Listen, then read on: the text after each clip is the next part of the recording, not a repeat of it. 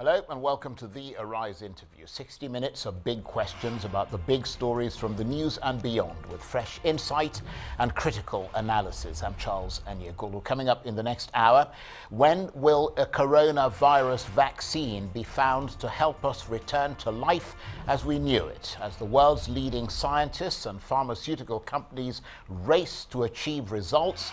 The World Health Organization, the W.H.O, is playing a leading role in trying to coordinate these efforts, and there is talk of success within 18 months or less. We'll speak to a WHO-affiliated infection prevention and control specialist about the latest research and development. And later, an Easter in Rome, at the Vatican, here in Nigeria, and around the world like no other in living memory, amid coronavirus restrictions that have left tens of millions confined to their homes. Church services have taken place without congregations, and Pope Francis delivered his Easter message from a deserted St. Peter's Basilica. We'll hear from a spokesman at the Catholic Archdiocese in Abuja in a moment.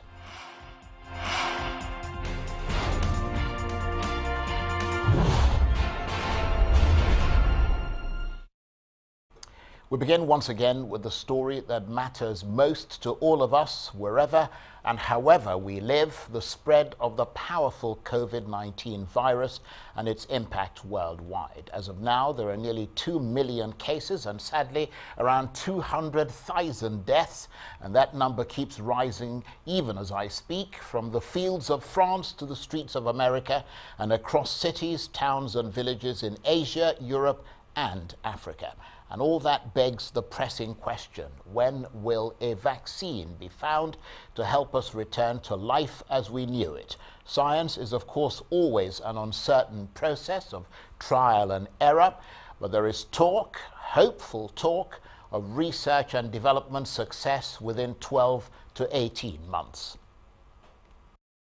In my lifetime as an infectious disease person for over 30 years, I've never seen so rapid development of the science behind this viral infection. After merely 2 weeks of its first report out of China, the virus was fully characterized genetically, and understanding and having that information allows for the development of vaccines that are part of components of the virus, etc. And there is a compound vaccine that's going to be started in the United States April 1st, conducted under the National Institutes of Health. There are 2 vaccine trials already in China that are underway, so we'll get some information.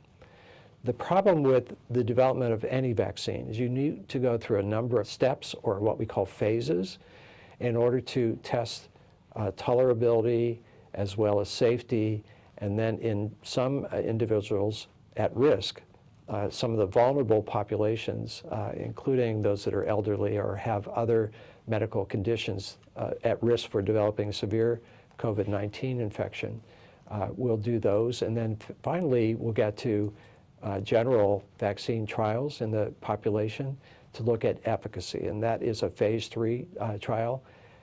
But best estimates, even though we've ramped this up as much as we could, at least in the United States, are probably 12 to even 18 months away from having that available for widespread use. But that's faster than most other vaccine strategies and programs, where it can take years and years for that to come out to the market. Well, for assessment of the progress being made towards a coronavirus vaccine, I'm joined now in the studio by a World Health Organization affiliated infection prevention and control specialist, Professor Adebola Olayinka. Thank you very much indeed for coming in. Yes, thank you. Good evening. And for taking the time, because I know this is obviously a busy period for people like yourself. Of course, there is, as we heard there, the research of a vaccine, then the manufacturing, then the distribution. We are at the research stage. How promising is that looking? Well, when it comes to vaccine research, there's a lot of process that needs to be gone through. The good thing with this is we already have the genetic characteristic of the virus, so that is the first part. But then there are different types of vaccines, and for different organisms or different infectious agents, you really need to know which will be the best. For example, you have the oral vaccines, you have those you give by injections. So first we need to find out which will be the first type of vaccines, what type of adjuvants will be needed. You also want to prepare vaccines that will be safe and tolerable by individuals. So that is part of what is currently ongoing by industries or by vaccine manufacturers or vaccine developers. So if they have a potential candidate, then you need to go through different phases of trials, what we call the vaccine trials. And so you start with a small group of people who are normal, who don't have the disease, and then you increase the number. In those phases, there are so many things you're looking at. You want to find out how large a dose you're given, what route you're given. Is one dose going to be enough? Do you have to give booster doses? How many booster doses do you need to give? And then what are the safety issues? And then how effective is this? So vaccine development goes through all of that, and that makes it take a substantive length of time. And it's only when they've been able to prove some evidence of safety and efficacy, then you can talk about making it available to a larger number of people. So really, I mean, as we said at the outset, science is really about trial and error. I won't say trial and error. I would rather just skip the trial part of it. From like every that. trial, we learn and we improve. Right. But, I mean, this is going on now because obviously this is the biggest issue in the world. And I don't think there's any country on earth that is not to some extent affected by this, either directly or indirectly. Yeah, every one of us is affected. And so there's a tremendous amount of research taking place in several countries around the world, but it is being done, the WHO is the one that keeps in contact with all those places, is it? Yeah, WHO has provides some oversight and then technical expertise into a lot of the research that is going on. There's a research and development division of the WHO. We call it the R&D. And then they provide some profiles to help vaccine developers know what they're working at. They also help to provide oversight on different types of randomized controlled trials, not only for vaccines, but also for therapeutics, for medications and drugs that could be potentially useful against the virus. And I understand that the big challenge in developing a vaccine that can be effective, for instance, for the immune system of older people who seem to be more susceptible to the coronavirus, to the ill effects of the coronavirus, that appears to be the big challenge, because if you ramp up the vaccine for them, then you possibly run into safety issues. It's not just because of the elderly people. I think it's even getting a vaccine in the first place. But that's one of the challenges, isn't what we it? call, it's not just for the older people. We want to ensure that the vaccine is safe for everyone. Of course. So But naturally, you would be concerned about people, because if, for instance, an older person has a weaker immune system, you would have to gauge that against somebody who's considerably younger who has a stronger immune system, and that informs the way that the vaccine is going to be developed, whether it'll be universally done with the same doses or varying doses. no, not necessarily, because when you're talking about the immune system, you're probably looking at the type of vaccine. For example, you may be worried if it's a live attenuated vaccine, but then there are other vaccines that are not live attenuated and which could be safe for everybody. So I don't think it's a matter of the age. I think it's a matter of just being sure we have a vaccine that is as safe as possible and at the same time effective. And the other big challenge is taking something. I can see disagreement written all no, I'm just joking. And the other big challenge is taking something that would normally take years and try to get it done in months, which also raises safety issues, doesn't it? Because, I mean, there's a tremendous sense of urgency right now. I can see a lot of people watching this program, listening to us, and saying, right, when are we going to have a vaccine so I can get out of this lockdown and go back to my business? Yeah, we all want a vaccine as soon as possible. But when you're talking about whether it's a rush, I won't say it's a rush, because with development in science, we have different types of vaccine platforms, which actually allow the development of vaccines faster than had been in previous years. So irrespective of how fast it is, and I think this is one of WHO's concerns, that yes, we want a vaccine as fast as possible, but we are not going to compromise safety in delivering that. So how do you square that circle then? Because, I mean, there's tremendous amount of pressure. We watch Donald Trump every evening. His eye is on November, and he's looking at re-election. He wants things to return to normal. He wants to be able to reopen the country so that the economies can start to thrive again, because his big selling point is the economy, and right now it's hurting tremendously. I mean, that's just one example.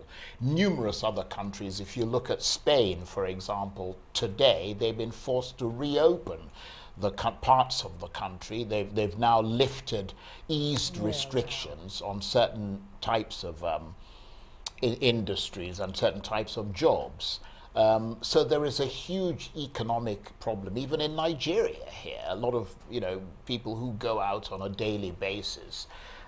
So there is that tremendous pressure to try and get stuff done, and that's where the worry comes in, that safety issues might be compromised in the race to try and get it out there. No, safety would not be compromised. As much as we're working on vaccines, there are also randomized control trials on therapeutics. And therapeutics are looking at drugs. So yes, we don't have a vaccine yet, but can we find out which drugs are effective, which drugs would reduce mortality, which drugs would reduce people getting severe disease? Those are things that could be done a bit more faster, and those are being done. WHO, for example, has put out what you call a solidarity trial, which is a trial of different therapeutic agents. Those are different drugs. And this solidarity trial is a worldwide trial. It's not just limited to one country. And that is for countries to sign up on this trial. Let's all test these drugs. Let's test them in a scientific manner. Find out how it's really working in people, what are the side effects, what are the adverse effects. Okay. And that is ongoing right now. Okay. So that vaccine development can take its due course. Well, I'll come back to you in a minute. You're watching the Arise interview. Plenty more still ahead as we continue our chat about progress towards a coronavirus vaccine. Stay with us. Welcome back to the Arise interview. I'm Charles Aniagolu. Now, as the world races to develop a coronavirus vaccine, warnings and cautions that there may be a trade-off between swift success and safety. The reason is clear. We are essentially taking something that usually takes around 6 years to research, manufacture, and distribute, and attempting to get it done in 18 months or less. This is obviously a race with a difference. And on the positive side, the world's scientists are working together as never before, with the WHO saying it's never seen such global scientific transparency, cooperation, and goodwill from all those in the research community in decades. We need to have a whole of government approach, because this pandemic cannot be arrested by just the health sector alone. We need to have all relevant sectors working together to suppress and control this pandemic. And not only the whole government approach, we're also saying we need the trust of the community. Dr. Tedros Adhanom Ghebreyesus there, who is the Director General of the World Health Organization. And with me in the studio, the WHO affiliated infection prevention and control specialist, Professor Adebola Olayinka. Thank you very much indeed for staying with us. So given all this then, when is there likely to be a vaccine for COVID-19? Because the economic destruction and the psychological and physical stress are deepening every day. I'm not sure anyone can give you a date when the vaccine will be ready. Like you have said yourself, it may take the next 12 to 18 months, anytime between that, or probably even beyond that. So what do we do while we're waiting for the vaccine? There are preventive messages that have been passed. They seem so simple, but people are not adhering to them. Social distancing, washing your hands as often as possible, respiratory hygiene, which means not coughing and covering your mouth, coughing into your elbow or into a piece of tissue, and also avoiding touching your face, okay, which you are. I'm afraid I just touched my nose because my nose was rather ticklish. Okay, but getting back to the subject, right. I mean, those are some of the things which we will have to keep doing. And of course, I think one important thing which people really need to understand is, if you've been exposed and you have symptoms, please, for goodness sake, call NCDC, call the numbers you're supposed to call, and let them take care of you. Many people don't have severe symptoms, so they feel it's okay to move around. It might be okay for them, but they're transmitting the infection and getting a lot of people infected. And for me, that is one thing people need to understand. It's not until you feel very bad that you need to be isolated. As long as you have the virus, and that means you're shedding it, you need to be isolated so that you can you can prevent other people from getting the virus. And I like NCDC's word, they call it take responsibility. And I think that really means that people need to be responsible enough to protect others. But what about a country such as Nigeria and numerous others that have a very large percentage of illiterate or subliterate people, people who are poverty-stricken, who live on less than $1 a day, who have no access to running water, who have a lot of the things that you talk about simply is not a message that is reaching them or resonating with them. I mean, how do you deal with that sort of situation? For that, there's a lot of risk communication efforts ongoing. I mean, I've seen quite considerable ones. The NCDC is doing, state governments are trying to pass the message across, and a lot of them are just not doing it only in English, they're doing it in the local language of the people. So these are efforts. Behavioral change is not automatic, it takes some time. But you need to keep reinforcing these messages so that people understand. But you do understand a measure of cynicism on the part of the people who feel that they've been consistently let down by their governments over a long period of time. And the government who's supposed to have put water in that community comes to them and says, wash your hands regularly. And there is no access to water. I mean, it just seems ludicrous. And for them, they think this is another joke that this lot are coming to play on us. Okay, now that's something I wouldn't want to comment on. I understand that. Okay. I understand that completely. So let's talk about something that you might want to comment on, because time, returning to the vaccine itself, I mean, time is so crucial. And I think you touched on this earlier, but I'm just wondering whether there is concern at the WHO and from people like yourself that governments may be forced to make compromises in the safety measures that would normally be expected to create a vaccine such as this. Because if it would normally take a long period of time, and because of pressure, they're like, get on with it, that whether or not people are going to find, or governments are going to say, no, don't worry about this, let's move on to the next stage, sort of thing. Okay, now, like I mentioned earlier, so vaccines have been developed. You have the vaccine developers who have manufactured the vaccine. The fact that you developed a vaccine today doesn't mean it gets an approval. No, I understand that. Okay, so it still needs to go through these trials. The trials are scientifically controlled, and it's the result at the end of the trial that makes it get an approval or otherwise. Sometimes for diseases, you might get about 6 or 7 potential vaccine candidates. At the end of it, you may get only one that passes or even none.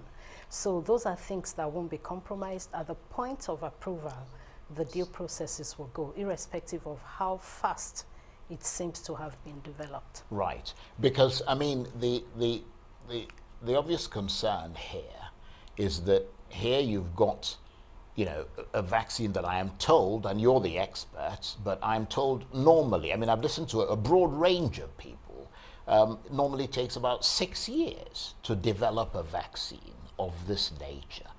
And now we're talking about having it within 12 to 18 months, which still sounds like a desperately long time. But I mean, what is it that would make it fit into that 12 to 18 month period as opposed to a 6-year period? What would be the corners that would need to be cut? There are no corners to be cut. Right. You know, it's just like science has evolved.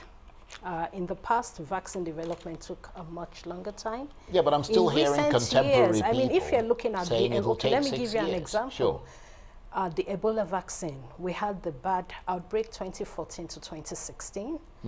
By last year, 2019, this was less than 5 years, but that vaccine had actually been developed before 2019, when the Ebola outbreak in DRC took up. So 2014, 2016, even by the end of 2016, there were already some potential vaccine candidates which were going through a trial. So that meant that vaccine development took just about 2 years. So with time, the vaccine development with improvement in technology, the period has actually shortened from the initial 6 years. So maybe roughly about 2 years, now maybe we're going to about 18 months. I really don't So it's the think science that's making it it's the faster. science, that's Right. what I talked about, the vaccine delivery platforms.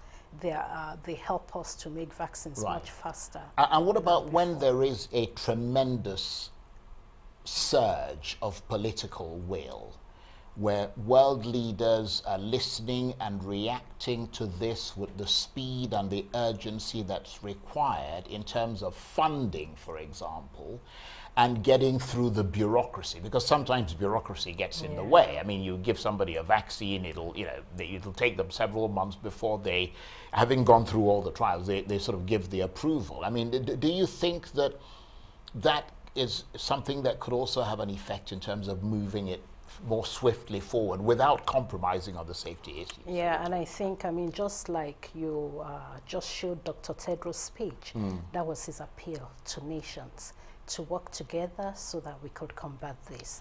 Because yes, definitely you need political will, you need the funds, you need the collaboration to get this going. But are you seeing that? Oh, well, maybe my answer to that will be that a lot of leaders are concerned about their citizens, and rightly so. And so with that, there could be different statements, you know, people are dying, people are getting ill, and people probably feel helpless. And so it's easy to make different statements, but at the end of the day, it's going to need all of us working together. It's going to need all of us, you know, coming together. Right now, I think many nations are still working together.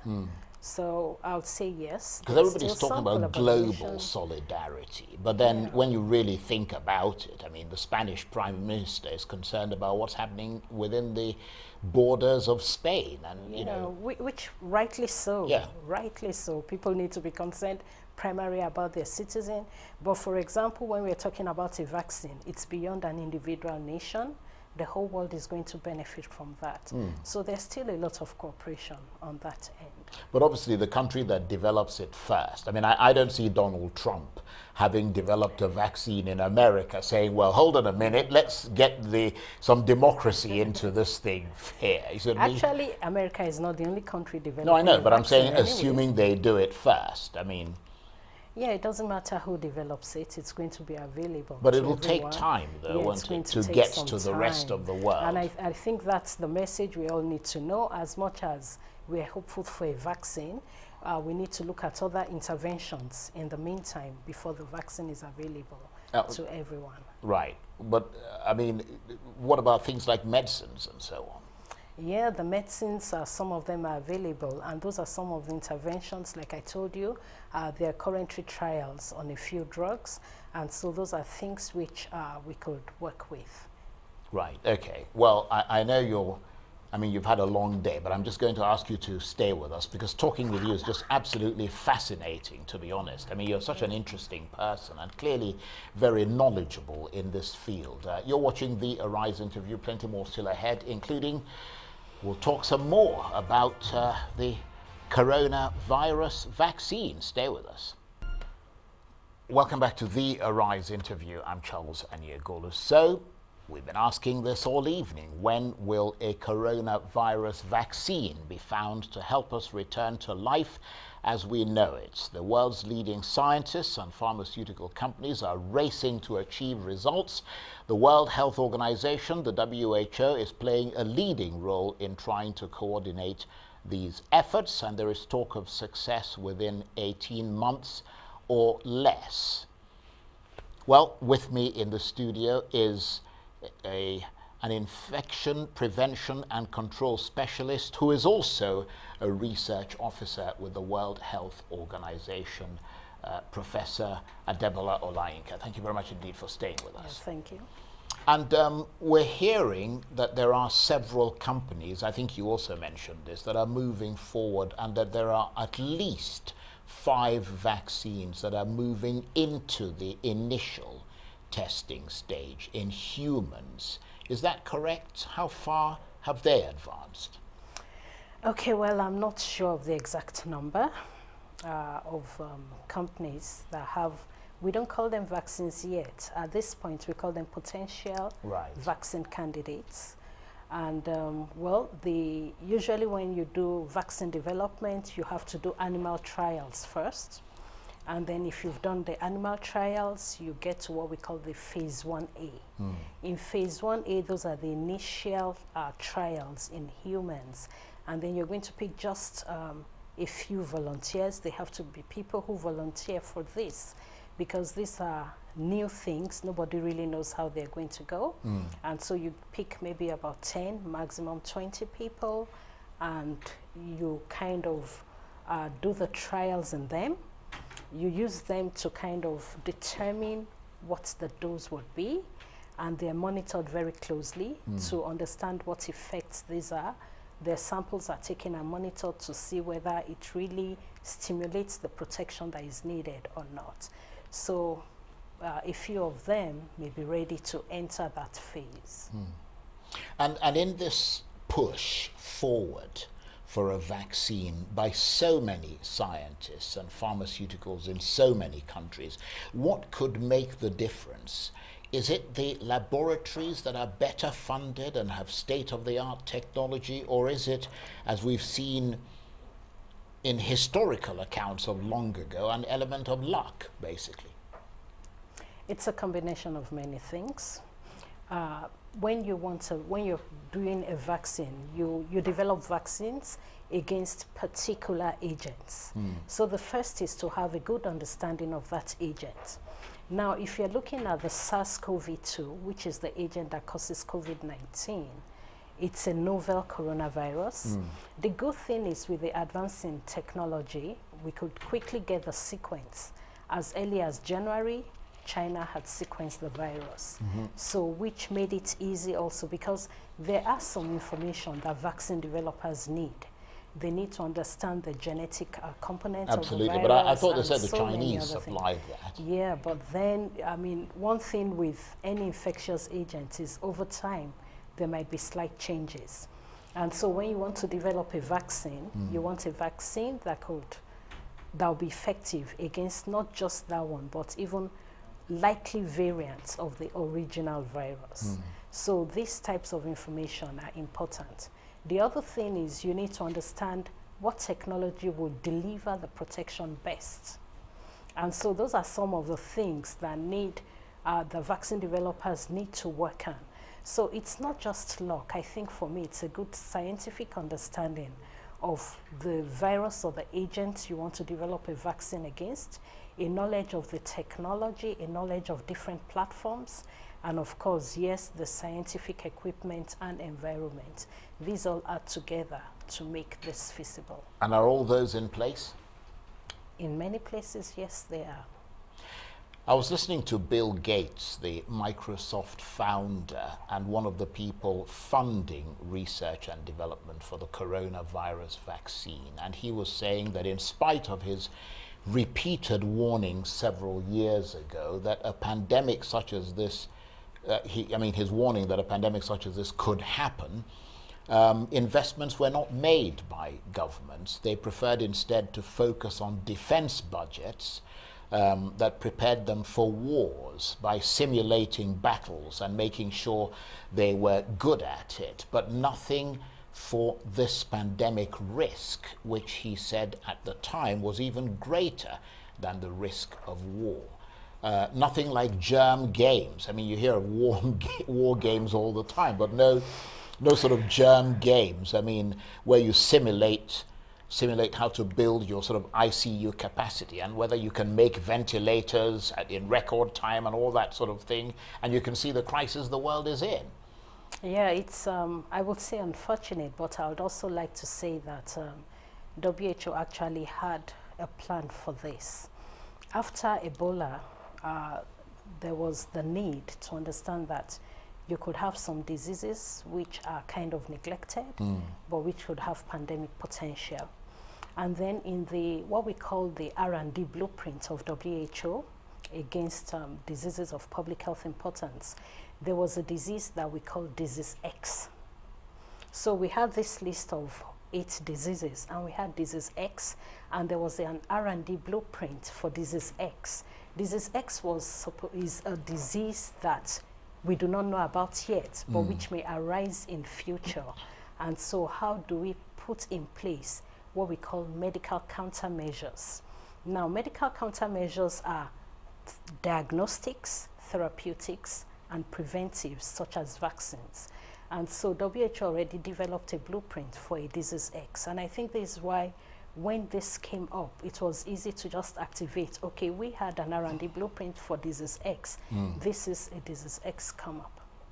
Right. So, I mean, but even then, is it because of the preponderance of this disease in so many countries? I mean, because I think the argument that Bill Gates was making, and it wasn't aimed at the WHO, I mean, it was aimed at governments generally, to say that, look, if you prepared for, because I mean, the biggest danger facing the world now is a microbe.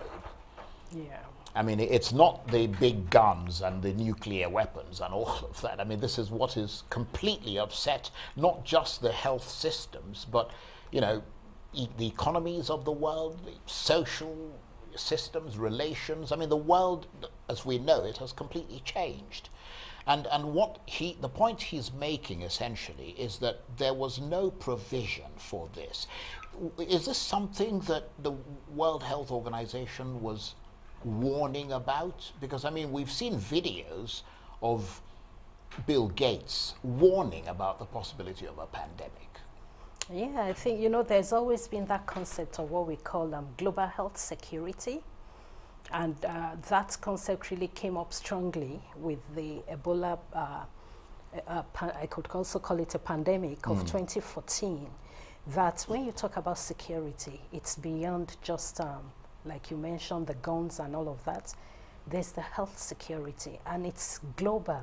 So if there's a health threat anywhere, it could be a health threat all over the world, just as COVID has shown us that it started as a health threat in one corner of the world, but now the whole world is threatened. And within a space of just a few months. So there's always been that concept of global health security, and I agree with him. Rather than just looking at security in terms of military, there needed to have been a lot of focus on security in terms of health. But was the WHO making that point emphatically before this came up? Oh yes, there's always been the global health security agenda, which a lot of people are working on. In WHO, we call it the World Health Emergencies, And emergencies there are not just humanitarian crises. Emergencies also have to do with health emergencies. Right. And obviously, given also that there really wasn't that, because a lot of these things are developed by the private sector, aren't they? I mean, it's like a lot of these vaccines and so on. I mean, there wasn't perhaps private sector incentive with something as uncertain as this.